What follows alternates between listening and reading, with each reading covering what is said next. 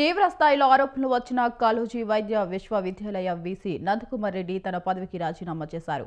వర్సిటీలో జరిగిన అవకతవకలను కారకులపై కఠిన చర్యలు తీసుకోవాలని ముఖ్యమంత్రి రేవంత్ రెడ్డి ఆదేశించడం, రాజీనామా చేయాలని వీసీకి అధికారులు సూచించడం, శుక్రవారం ఆయన రాజీనామా చేయడం చకచకా జరిగిపోయాయి.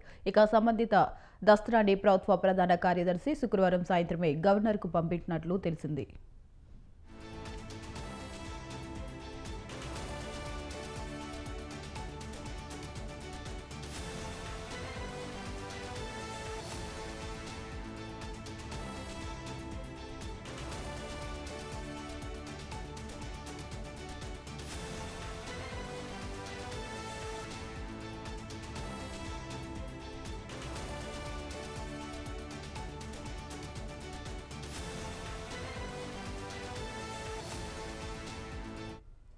పీజీ అండర్ గ్రాడ్యుయేట్ పరీక్షలో ఫెయిల్ అయిన విద్యార్థులకు సంబంధించి రీకౌంటింగ్ బదులు రీవాల్యుయేషన్ చేయించి పాస్ అయ్యేలా చూడటం, ప్రైవేట్ కళాశాలల తనిఖీలలో అక్రమాలు, ఇలా వీసీపై పలు ఆరోపణలు వచ్చాయి. వీటిపై వైద్య ఆరోగ్య శాఖ, విజిలెన్స్, ఎన్ఫోర్స్మెంట్ విభాగాలు విచారణ జరిపి ముఖ్యమంత్రికి నివేదించాయి. 2 రోజుల క్రితం విఎస్ రామకృష్ణారావు, వైద్య ఆరోగ్య శాఖ కార్యదర్శి Krishna college varsity VC Nandakumar రెడ్డిని పిలిచి విచారణ కోరారు.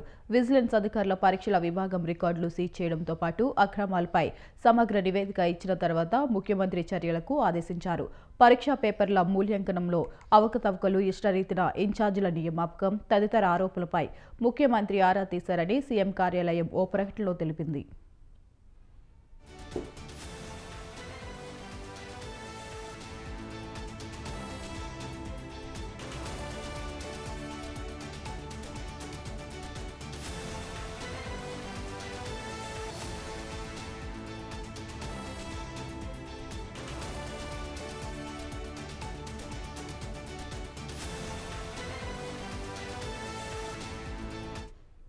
వైద్య ఆరోగ్య శాఖ ఉన్నతాధికారుల నుంచి వివరణ కోరిన సీఎం, ఉన్నతమైన వర్సిటీలో అస్తవ్యస్తమైన పరిస్థితులను కారణమైన వారిపై కఠిన చర్యలు తీసుకోవాలని ఆదేశించారని పేర్కొంది.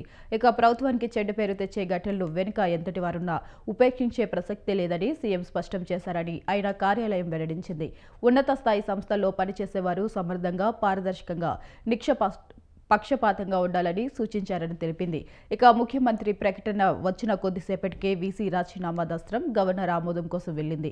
కళాశాలల తనిఖీలకు ముందుగా బృందాలను నియమించడం, ఆఖరి నిమిషంలో ఉపసంహరించుకోవడం, కొన్ని కాలేజీలపై నివేదికలు తెప్పించుకుని తర్వాత వాటిని పక్కన పెట్టి అనుమతులివ్వడం, ఇలా అనేక రకాల ఆరోపణలు వీసీపై వచ్చినట్లు తెలిపింది. ఇక పరీక్షా పేపర్లు, వాల్యుయేషన్ సహా పలు అక్రమాల ఆరోపణలపై వీసీ రాజీనామా తీవ్ర చర్చనీయాంశంగా మారింది.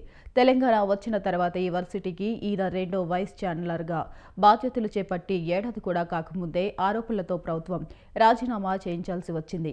ఉమ్మడి ఏపీలోనూ ఇలా రాజీనామా చేసిన సంఘటనలు లేవని వైద్య వర్గాలు పేర్కొంటున్నాయి.